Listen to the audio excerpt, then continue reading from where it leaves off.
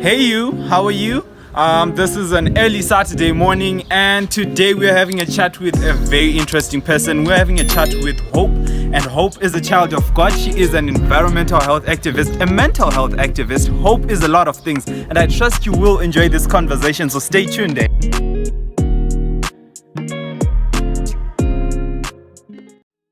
So hi Hope, how are you? I'm well. Are you sure? I'm good, yeah. You look good. Thank you. Okay, so today we are having a very interesting conversation, considering that this is Mental Health Month and a lot of things have been happening of late with respect to mental health. But first of all, we would like to know you first. So, who is Hope? Hope. Uh-huh. Hope is there, is very Wow, that's a good answer. That's a very good answer. So yeah, Yeah, no, Hope. Hope is actually Himedembi. Okay. Tjikundurura. Yeah. Exactly. I will not have anybody butcher my name. So Can I try pronouncing it? no. Okay. Yeah. So my desired name is Hope. Uh-huh. Yeah, Hope is 21. She is an aspiring environmental engineer. Mm-hmm. She is a child of God. She is really fired up for mental health. Yeah. Wow. Amazing Hope. So talking about Hope, what exactly is your stance in mental health? For example, there are a lot of, let's say, misconceptions in mental health. For example, one of the biggest misconceptions, I guess, is the misconception between mental health and mental illness. Can you help by maybe clarifying that? Yeah. Okay. So. To fully understand mental health illnesses, one has to understand the state of mental health as well. So, mental health is basically when both your social state, your emotional state, and your psychological state, as well as your physical state. Sometimes it's also linked to that. When all those states are in a state of well-being, then you are in a state of mental health. Okay. Mental health illness comes when it's basically a disorder that comes when any of the states is affected. Okay. So any behavior change that affects the states that causes like mood swings or extreme behavior, then that's mental health illness. Yeah. Wow. Yeah. Okay, that is enlightening. So, like, how much does mental health, does you being in a state of good mental health, how much does it have to do with your physical surroundings? Like, most of the times we talk about mental health, we talk about it like almost as if it's this invisible force kind of, and I was just wondering, how much does it have to do with the physical, like with what we can see? I don't know, like, as human beings, we are really organisms when it comes to it, right? Yeah. That inhabited that we're in, it affects us. And it's not only in the physical state. Like, whatever affects you in the physical will eventually affect your other states as well. True. Yeah, so your environment will eventually play a part. If you are in a stressful environment where maybe your studies affect you a lot, it will somehow affect your mental health state as well. If you're in an environment where you don't eat properly or you're going through serious poverty, it will affect your mental state as well. So physical environment, any environment that you find yourself in will have an effect on your mental health. Okay. Yeah, and if you are happy, your mental state will also be happier. Okay. And talking about environment, you see, as human beings, we find ourselves in different environments at different times, right? And perhaps one of the most common environments within everyone's life is the time at which they're students, right?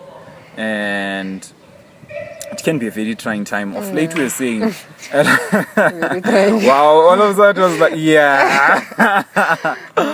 Okay, so it can be a very trying time, and we see a lot happening in terms of students and mental health connected cases. For example, we're getting a lot of suicidal cases. We're getting just a lot is happening on these campuses worldwide.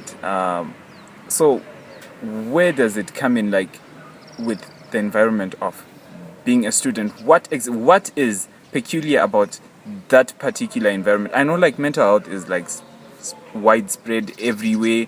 People in marriages, old people. Recently, we had the case of an elderly pensioner. Yeah. And so what does that have to do with that particular environment? When you're a student, what does it mean for you? Okay, so one of the things that are strongly linked with mental health illnesses is the fact that one tends to have this mechanism where they think that they can't really cope with normal stress of life, or they can't handle things.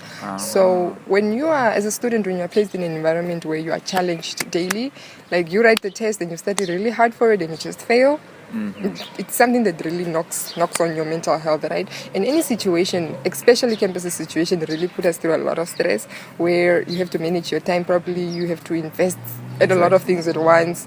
So that transition into that whole environment can be really, really drastic for some people, and they really just feel that they can't cope with this thing, right? So that is why mental health illnesses in like a campus setting is very, very high. It's because people just, because of all this failure that they face time and time again, despite trying so hard. So failure does play a part in mental health. Yeah, especially if you keep trying and you keep failing. And you keep trying and you keep failing. Other people are motivated by failure, but other people failure just does the worst to them. Yeah. Okay, so you said something very interesting. You say that when you are in such a position, like, for example, in the scenario of a student's environment, you say that they get to feel like as if they are in a space of their own, and in a space where nobody else has been and nobody else understands. And I think this is something that is common in all mental health environments. So what would you say about that? Is it true that you are in a space of your own, that the problems that you're facing are unique to you? I don't know, like... Okay,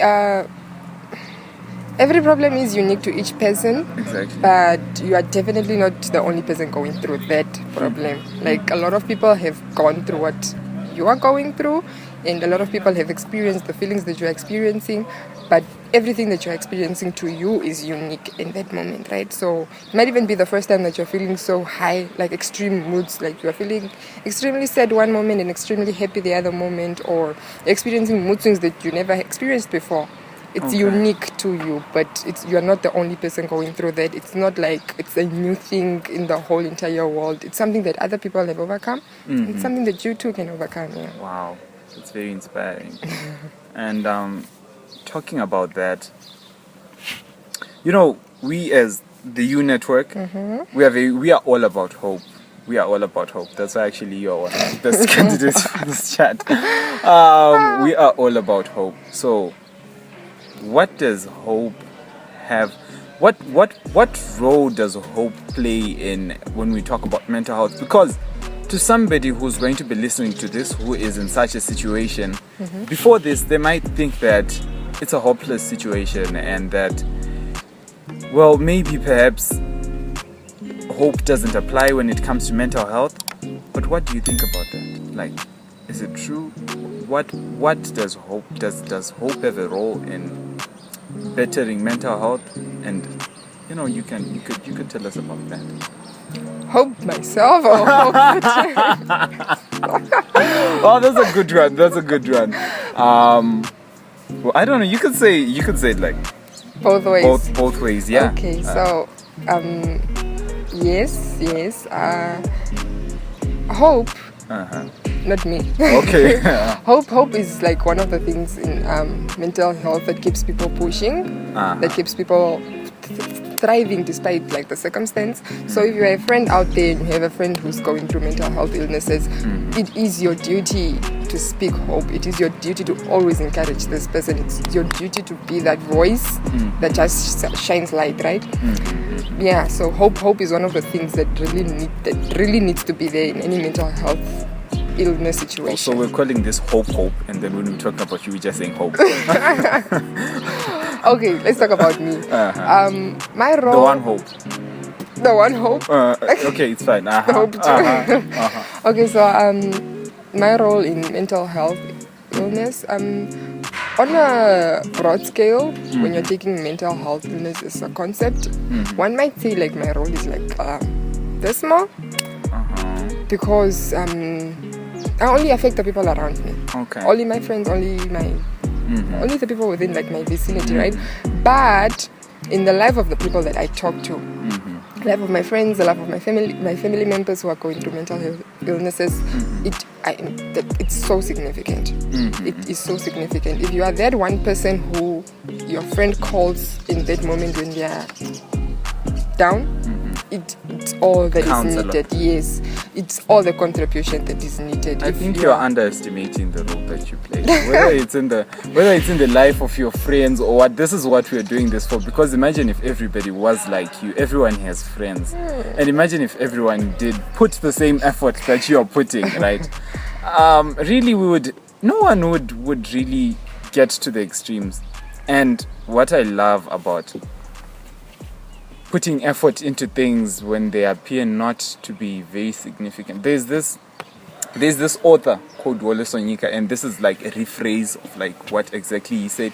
He said that many a times we're going to be in a situation where when you're trying to effect change, you're going to be in a space where you feel like the change which you're trying to effect is insignificant. And true, it might affect a very small part of the world. Yeah. And sometimes you might even feel like as if you're doing nothing, but trust me, good actions build up, they build.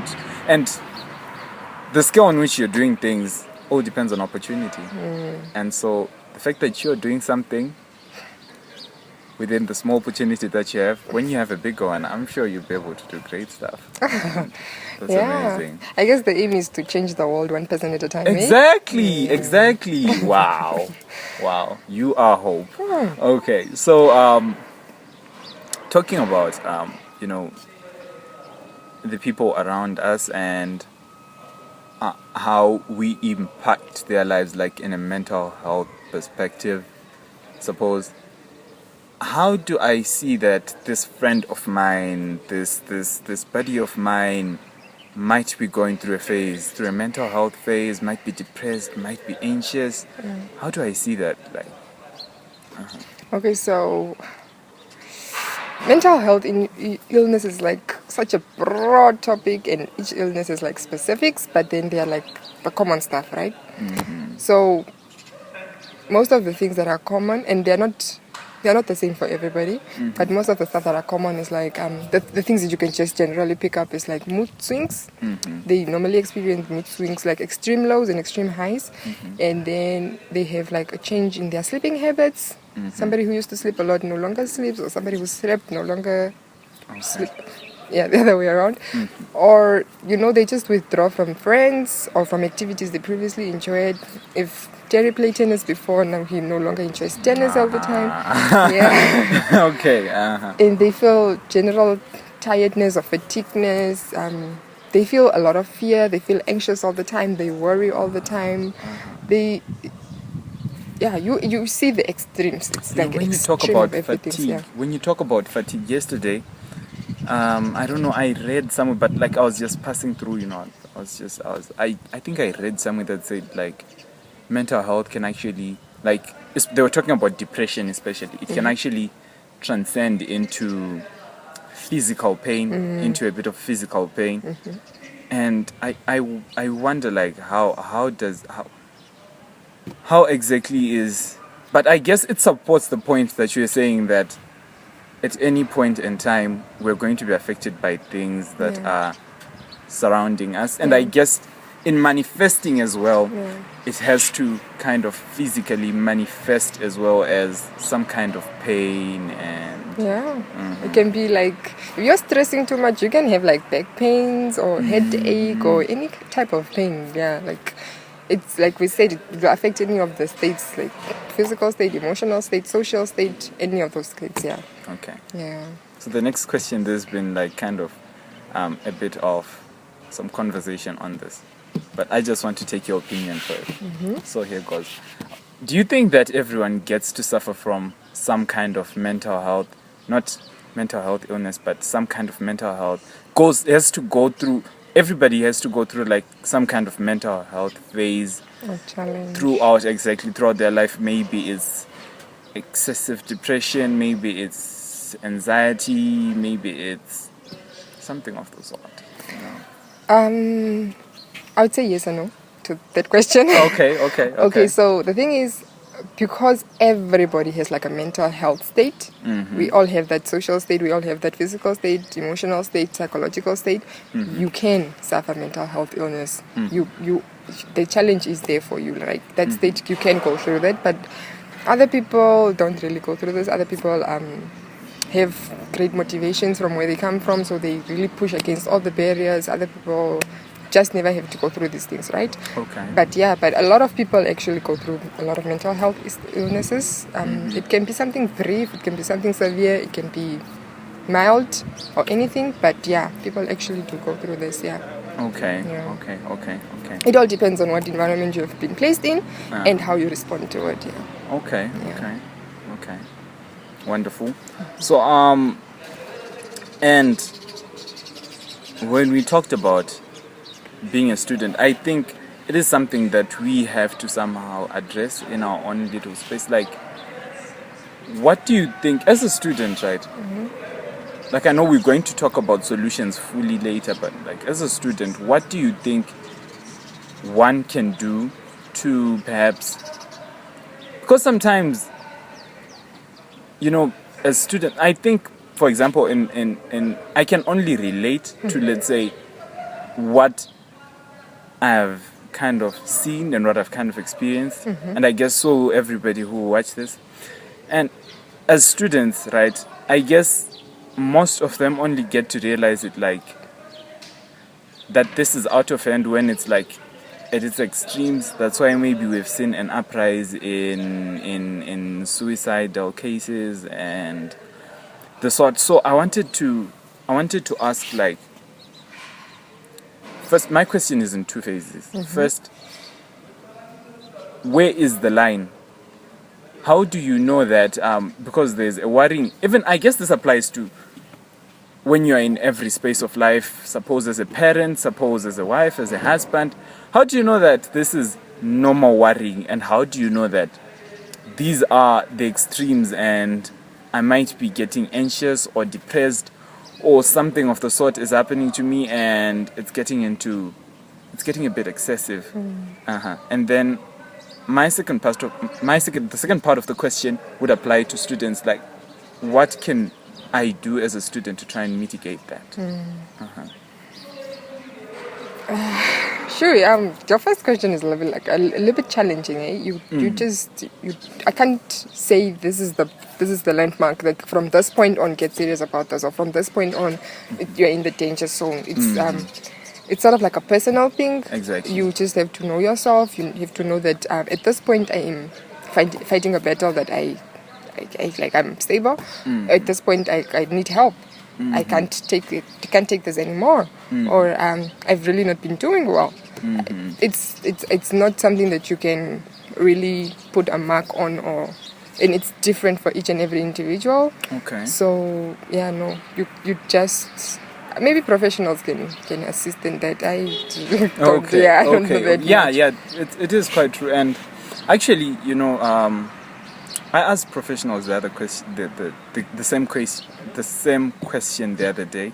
You remember, like, I think some time ago we had like social workers, and the way you answered is exactly what they said, and I guess it differs for every person, and because I guess you know how much what load you can bear, and you know when it's becoming a burden. So I guess when it becomes, like, coming from my own opinion and my own understanding is that when it becomes a burden is when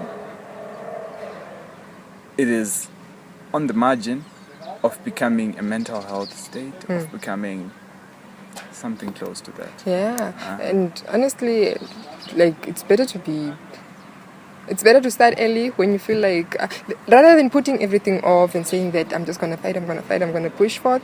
Talk to somebody. It's not such a horrible thing. It's nothing to be shameful about. It's nothing to be anything about. Just talk to people. Get a professional, talk to them. You might be going through a serious state of mental health illness. You might be going through something mild, but any and every situation can be avoided. You can just talk.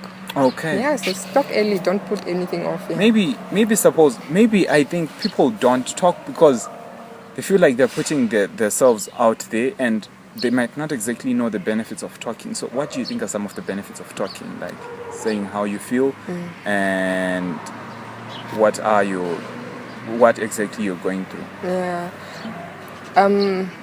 Okay, so I will speak thus from a point of somebody who has heard friends talk to her. Like, if you let people express themselves the way they need to express themselves in their own way, they do get relieved. You see the relief. After a person talks to you, it can be 3 hours, it can be 24 hours of just a phone call, but there is relief. Like the talking really helps. Like you offload all that is on your mind. You clear any cloud in your mind. Talking really helps. Yeah, it's such a relief. And sometimes all this person needs is like a listening ear. Like they don't even need you to have like an opinion or advice or anything. It's just a listening ear. So actually, I think if you are a friend who is on the listening part, it's best to maybe withhold judgment or opinions. Yes, it's one of the things that we can do. Do away with the judgment. Do away with the judgment. This person doesn't need you to judge though. Do away because with I the think judgment. it's for them to come to you, and it takes a lot. Yeah. And for somebody to come to you, for them only to be in a space where they are judged. And honestly though, your previous question was, as a student, what can you do? Number one thing you should do is do away with the judgment. Okay. Do away with it. And you can only do that with by educating yourself. If you educate yourself on mental health and mental health illnesses, you will not, if you understand the matter, you will not judge this person.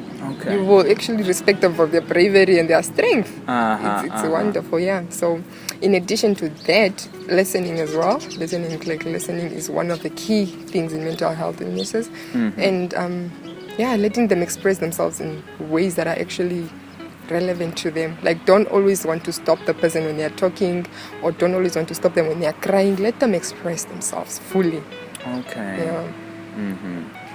And this question is almost like the other one that I asked. It's just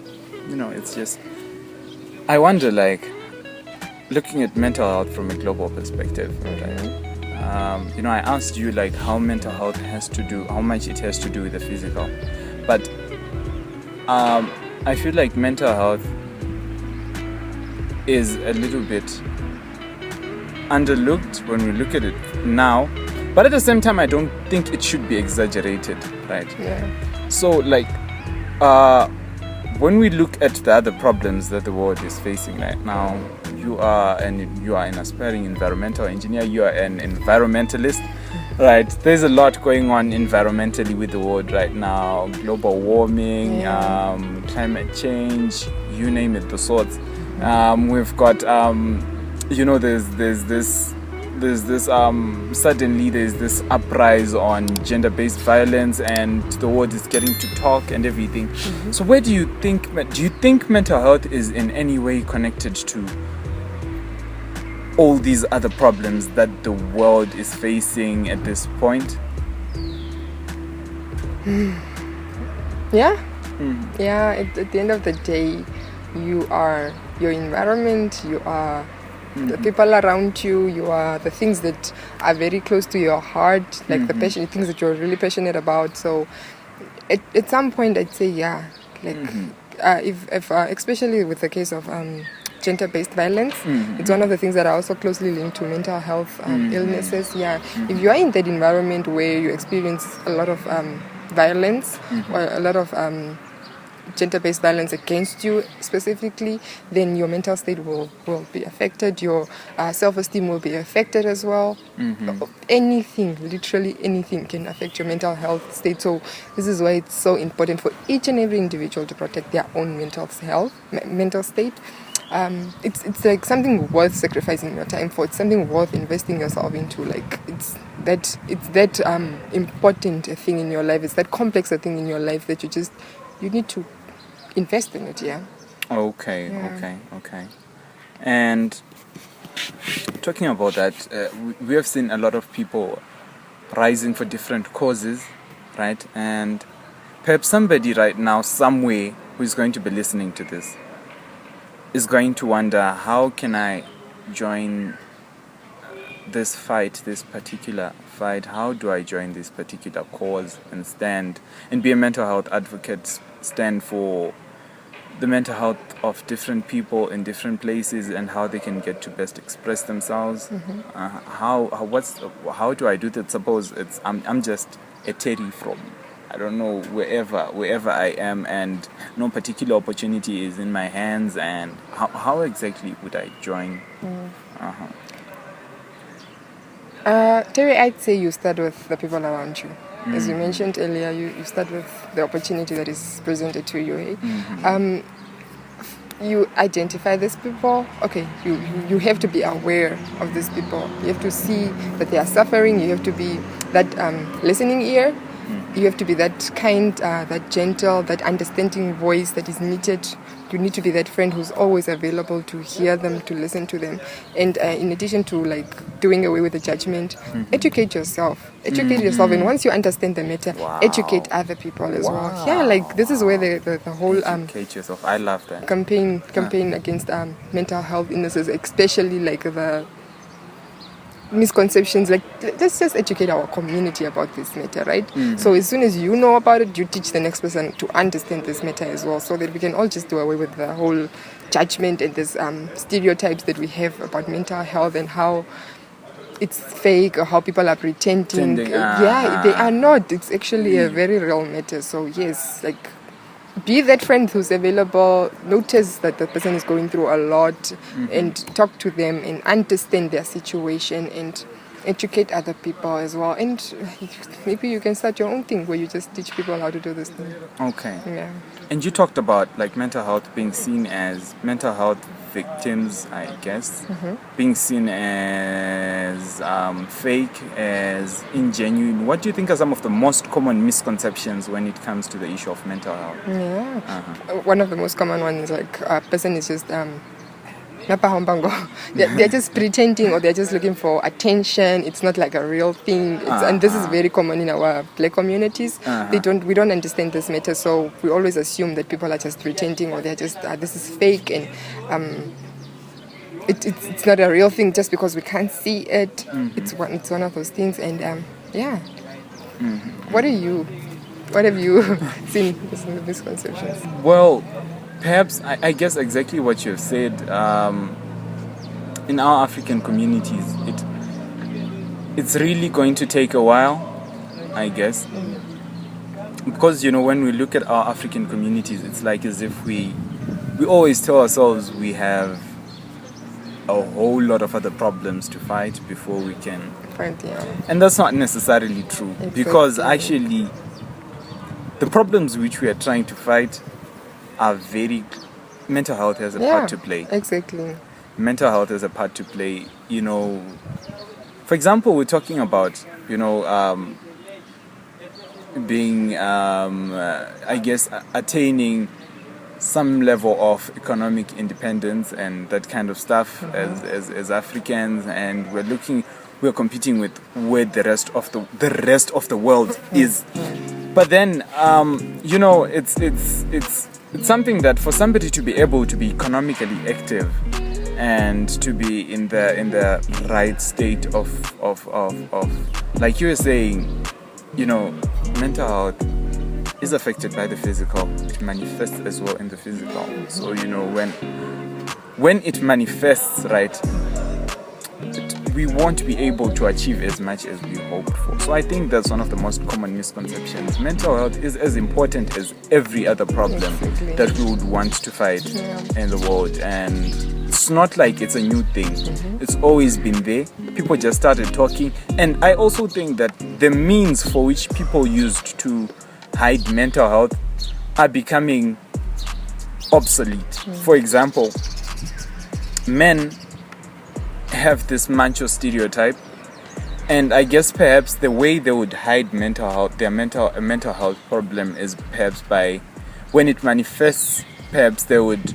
That's when we would have gender-based violence, fighting, and what. And as much as the world is maybe not becoming a peaceful place day by day, there's some things that the world is really getting a chance to speak on and to speak about, and one of those is gender-based violence, and it's become a total no-no, right? And anything that has to do with violence, so they can no longer manifest their problem in such a way, and so that means that automatically you have to find something else, and that's how the problem gets to come out. So mental health isn't anything new. That's the other misconception. Yeah. Mental health isn't anything new. Yeah. It's always been there. It's just the means that it manifests. So, what would be a chat about problems without talking about solutions? Exactly. Let's talk about solutions, possible solutions. What do you think that? What do we think that perhaps we could do in our own small part, and also not forgetting that in some instances the role of a professional is going to say a professional. I don't think going to say a professional means that it's you have any particular. It should. I feel like it should be part of the normality. When I was asking you yesterday, like when yesterday you were telling me that you had a tooth problem, so you had to go to the dentist, right? That's the same thing. Exactly. Yeah, that's the same thing. This shouldn't be something like, oh, you went to see a psych, and yeah, going through a lot. Exactly. Yeah. Like when I encourage some of the people going through mental health issues to go and see somebody or to talk to somebody, their immediate response is like, I'm not there. I'm not, fine. I'm okay. Yeah. Don't wait. Don't put it off. If you want what's best for you, seek help and seek it early. It's a real. You don't have to do everything on your own. You don't have to fight until you can't fight anymore. Like talking to these professional people who have studied and who have invested their time in trying to help you is really going to be beneficial for you. Okay. Yeah. So if you are a person out there who's like struggling with mental health issues, illnesses, speak up. Okay. Speak up. Don't keep quiet. Don't lie low. Don't be on the low key. Just speak up. Okay. Yeah. And perhaps I also think that because like as the U Network, one of the things that we are working on is to have some kind of platform where the young people can invest in conversations surrounding some of these common problems. One of them is mental health. And I guess, despite us working on the platform, you don't need to have I think this should be conversations that should be very common amongst ourselves as young people. Yeah. I think that is perhaps an underrated solution that could bring about some form of change, because we most of the times we underrate the role conversations play in bringing about change. And I guess perhaps having a safe space to have, let's just try and create that, like you were saying, as young people, let's avoid the judgment, let's have, because really we are the future, and these problems we are going to be facing them as well. And the earlier that we pick up the fight, I think the better. Let's just create those safe spaces for us to be able to conversate about this. Exactly. The one thing that we can do towards normalizing speaking up against mental health illnesses is creating a safe space to learn and both to confess that you're actually struggling with this thing. We should create safe spaces for this people, for everybody. Everybody should have like a space where they're just comfortable to say that I want to know more, or I am going through this. Yeah, this is something that I've been struggling with. Yeah. Okay. Yeah. And as we come to almost the end of a very exciting conversation, I would want to ask you, like, if you have maybe perhaps, or when funny thing is, like, when I was telling you about this, you were like, oh wow, I have a lot of questions for you. And I was asking a lot because I wanted to kind of avoid that, but well, perhaps maybe you have a bit of, or maybe you have something to add, or something that I didn't get to ask about, something that you would love to be. Yes. Okay, so seeing that we are coming to the end of it, do you have any final words for anybody who's struggling with mental health out there? What is your word to them? Okay, being me and being the U Network, we believe in hope. So for us to truly believe in hope, I don't think we would believe in hope because God is hope.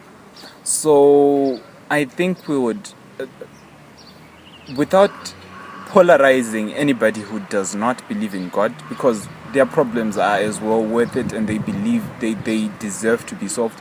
But I think the role of God should be appreciated in fighting mental health. Exactly. You once posted something that was saying mental health is real, but so is God. And that was really it was an insider. And so there's no way that we can talk about hope and mental health per se without, I think God has a big role to play. Just find the time to talk to Him about it, exactly what you're going through, and read your Bible if, and I think day by day, it doesn't have to, don't put too much pressure on yourself. Make it a day by day thing. Like you were saying, we change the world person by person. And I guess day by day as well, the time factor. It doesn't have to be, so much times we are pressured that change has to happen now. Take it one day at a time. Whenever you can, don't put it too far away. Whenever you can, read a verse, read a chapter. How does that reflect on your life? Yeah.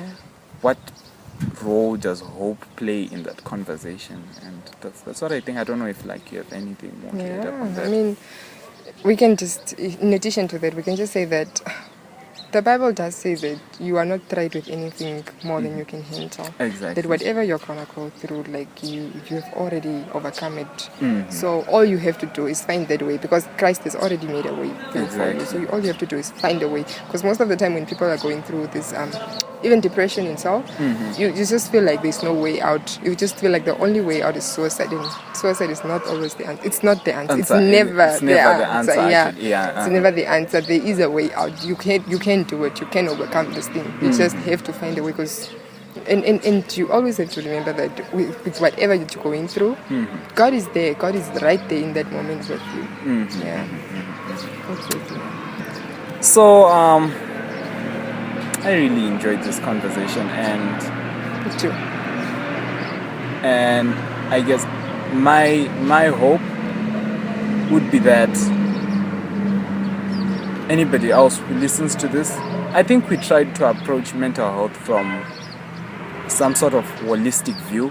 And my hope would be that anybody else listening to this, or anybody else who gets to see this, who gets to hear about this, could actually add up if they have something to add, and really gets a time to reflect on themselves and what they have been doing so far in terms of mental health. And I don't know if maybe you would have anything to say to that. Good.